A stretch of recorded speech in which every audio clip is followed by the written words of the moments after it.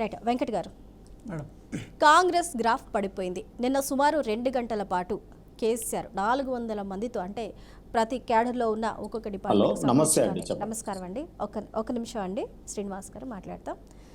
వెంకట్ గారు, మేడం 2 గంటల పాటు ఒక సమావేశం నిర్వహించారు. 400 మంది కీలక నేతలతో ఈ సమావేశం నిర్వహించడం జరిగింది. ఇందులో ప్రధానంగా 1 సంవత్సరం వరకు మేము కాలాన్ని గడువునిస్తాము, అధికారంలోకి వచ్చిన తర్వాత వాళ్ళకున్న సమస్యలు కావచ్చు, రాష్ట్ర పరిస్థితులను అర్థం చేసుకోవడానికి కావచ్చు అన్నారు. 1 year అయిపోయింది. ఇప్పుడు సమావేశాన్ని నిర్వహించారు, అది కూడా 400 మందితో. ఇందులో కీలకంగా కేసీఆర్ చెప్పిన అంశాలు ఏంటంటే, చాలా రోజుల తర్వాత ఇంత విస్తృత స్థాయిలో సమావేశం పెట్టి కాంగ్రెస్ ప్రభుత్వం గ్రాఫ్ పడిపోయింది, ఇది సరైన సమయం ప్రజల్లో కాంగ్రెస్ వైఫల్యాన్ని తీసుకువెళ్ళడానికి అంటూ కూడా నేతలకు దిశానిర్దేశం చేశారు. అంటే 1 yearలో గ్రాఫ్ ఎంత పడిపోయింది? మేడం ముందుగా మీకు ప్యానెల్ పెద్దలకు నమస్కారం మేడం. నమస్తే అండి. ఇప్పుడు కాంగ్రెస్ గ్రాఫ్ పడిపోయిందా లేదని చెప్పి బాయికాడున్న బాబు చెప్తే కాదు కదా మేడం. ఇప్పుడు బయటకు వచ్చి అసెంబ్లీ వేదికనో లేకపోతే వేరే చోటనో మాట్లాడితే అయిపోయేది. కానీ ఏదో నిన్న పాస్పోర్ట్ కోసం వచ్చినట్టున్నారు, పనిలో పనిగా ఆ సమావేశం కూడా పెట్టుకుంటే బాగుంటుందని చెప్పి ఆ సమావేశం పెట్టుకున్నారు. కానీ మీరు ఒకటి ప్రధానంగా గమనించండి మేడం, పవర్ కోసం వస్తున్నామా ప్రజల కోసం వస్తున్నామా అని చెప్పి మన మనసాక్షికి మనం చెప్పుకునే అవసరం ఉంటుంది. ఇక్కడ మీరు ప్రధానంగా ఒకటైతే గమనించండి మేడం, ఈ తెలంగాణ రాష్ట్రంలో ప్రజలు సరే అత్యంత ప్రేమతోనో లేకపోతే ఉద్యమకారులనో చెప్పి 10 సంవత్సరాల పాటు కేసీఆర్ గారికి అధికారం కట్టబెట్టిన తర్వాత మళ్ళీ అధికారం ఉన్న రోజులు సరే ఉన్న రోజులు ఫామ్ హౌస్లో ఉన్నారు, ఇప్పుడు కూడా ఫామ్ హౌస్లో ఉన్నారు, దాంట్లో పెద్ద ఏం డిఫరెన్సెస్ లేదు.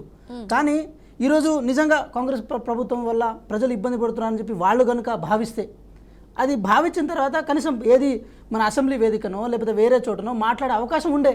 కానీ ఏ రోజు వచ్చి మాట్లాడిన సందర్భాలు లేదు, ఏ అంశం మీద చర్చించిన సందర్భాలు లేదు, ప్రజల గాథల మీద ప్రజల బాధల మీద మాట్లాడి ప్రభుత్వానికి సలహాలు ఇచ్చిన సందర్భం లేదు. మేము కడుపు కట్టుకొని పనిచేస్తే వాళ్ళు కడుపులో కుళ్ళు పెట్టుకొని పనిచేస్తున్న సందర్భాలు ఉండే.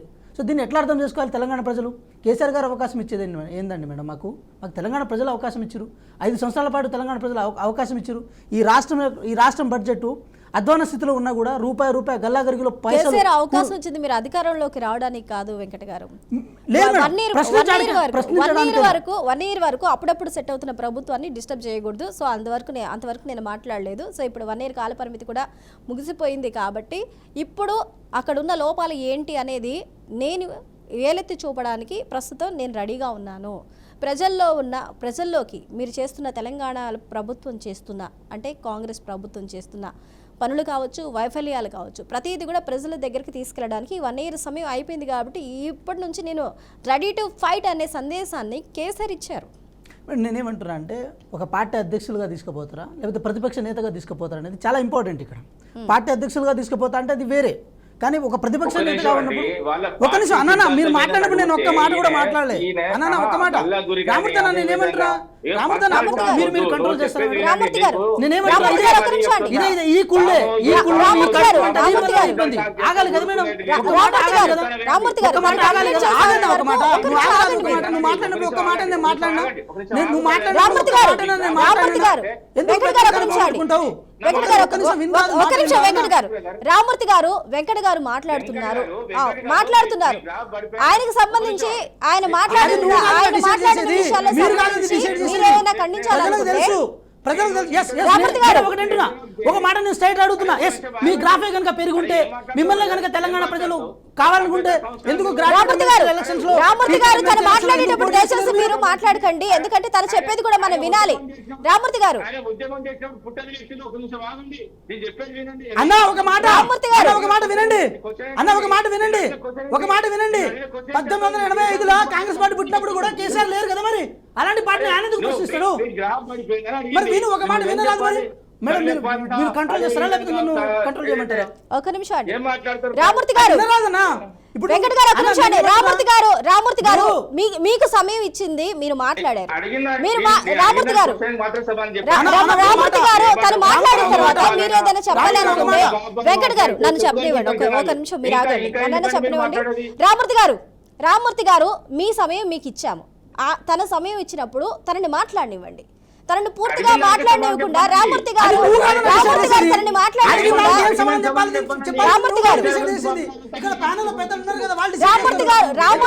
రామూర్తి గారు ఇక్కడ గొడవ పడ్డారు కాదు. వెంకట గారు ఒక నిమిషం. రామూర్తి గారు ఇక్కడ సమస్యల గురించి మాట్లాడడానికి ఇది వేదిక కానీ గొడవ పడ్డానికో లేకపోతే ఒక వ్యక్తి మాట్లాడేటప్పుడు వారిని ఆపడానికో కాదు. రామూర్తి గారు దయచేసి ఆయన మాట్లాడే ఆయన సమయాన్ని ఆయన మాట్లాడినివ్వండి. Personal- ఆయన రామూర్తి గారు తను మాట్లాడేటప్పుడు తను మాట్లాడిన దాంట్లో మీకు ఇది కరెక్ట్ కాదు అనిపిస్తే మీకు ఇచ్చిన సమయంలో మీరు మాట్లాడండి. టాపిక్ ఏంటన్నా? ఒక్క నిమిషం అండి, ఒక్క నిమిషం. రామూర్తి గారు వ్యక్తిగతంగా ఎవరు మాట్లాడు? నాకు రామూర్తి గారు, నాకు సంస్కారం ఉంది. వ్యక్తిగతంగా నేను దూషించను. రామూర్తి గారు నేను ఇప్పటికి వచ్చి మాట్లాడను, నాకు సంస్కారం ఉంది. వ్యక్తిగత ఆరోపణలు అయితే ఆయన చేయలేదు. కానీ నేను మాట్లాడేటప్పుడు మధ్యలో రాకుండా వినే సంస్కారం మీరు తెలుసుకున్నట్టున్నాను. వెంకట గారు ఒక నిమిషం.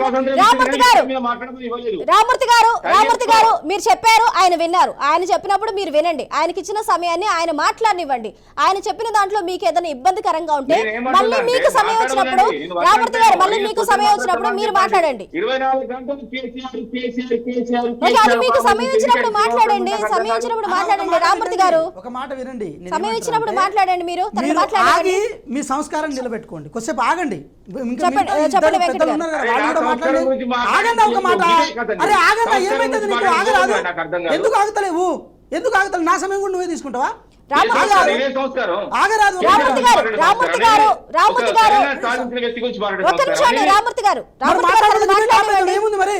ఆయన గురించి మాట్లాడుతుంటే డిబేట్ ఆపేద్దాము అంటే మేము మాట్లాడేది.